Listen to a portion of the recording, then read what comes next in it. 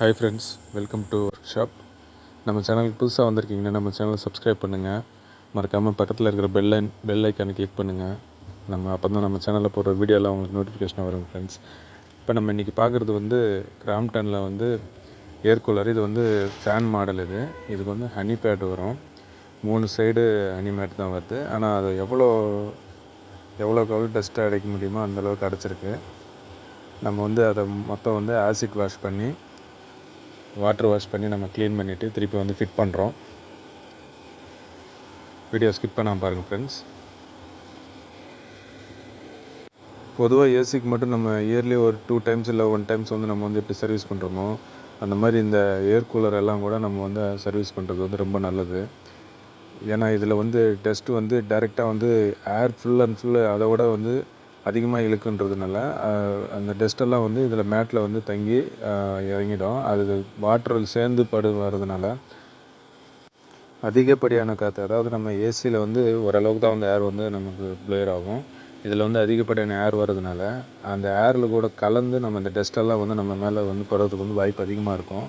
இதனால் நமக்கு skin allergy, அப்புறம் கபம் சார்ந்த பிரச்சனை அந்த மாதிரியெல்லாம் வரும். அதனால் முடிஞ்ச வரைக்கும் இந்த மேட்டு, அப்புறம் இந்த மாதிரி ஹனி பேடு இதெல்லாம் எவ்ரி இயர் கண்டிப்பாக க்ளீன் பண்ணிக்கணும். அதாவது வெயில் காலம் ஸ்டார்ட் ஆகுதுன்னா அதுக்கு முன்னாடி க்ளீன் பண்ணி ரெடி பண்ணி வச்சுக்கிறது ரொம்ப நல்லது. நம்ம இப்போ அப்ளை பண்ணுற ஆசிட் மாமூலாக டாய்லெட் கழுவுற ஆசிட். இது ஃபஸ்ட்டு வாட்டரில் நல்லா அந்த ஹனி பேடை நனைச்சிடுறோம்.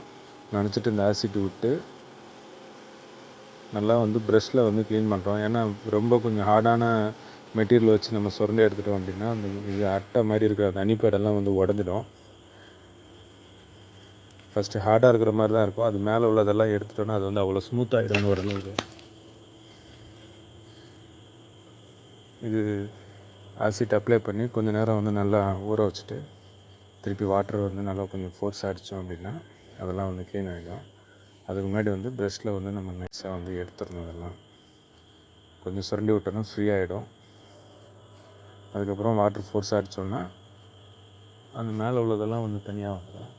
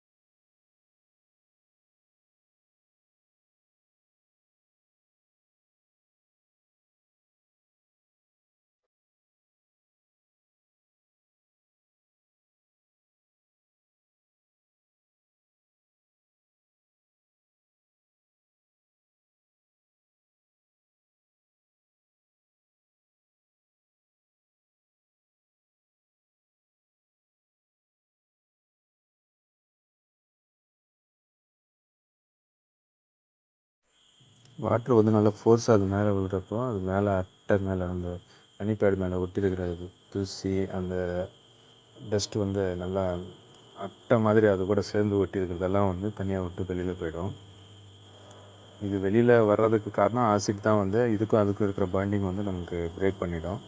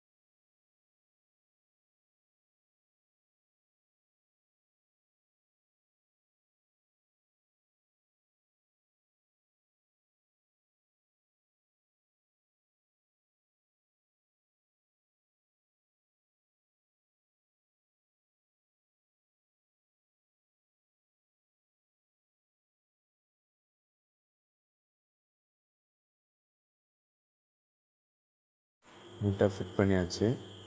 நல்லா ஃப்ரெஷ்ஷாக இருக்குது. ஃபஸ்ட்டு எவ்வளோ கலீஸாக இருந்ததுன்னா அவ்வளோ கலீஸாக இருந்தது. இப்போ நல்லா ஃப்ரெஷ்ஷாக இருக்குது. இப்போ நமக்கு யூஸ் பண்ணுறது கூட ஒரு நல்ல ஃபீல் இருக்கும். இந்த வீடியோ பிடிச்சா லைக் பண்ணுங்கள் ஃப்ரெண்ட்ஸ். மறக்காமல் நம்ம ஃப்ரெண்ட்ஸ்க்கெல்லாம் ஷேர் பண்ணுங்கள். நம்ம சேனலை வந்து சப்ஸ்கிரைப் பண்ணுங்கள். Thank you friends.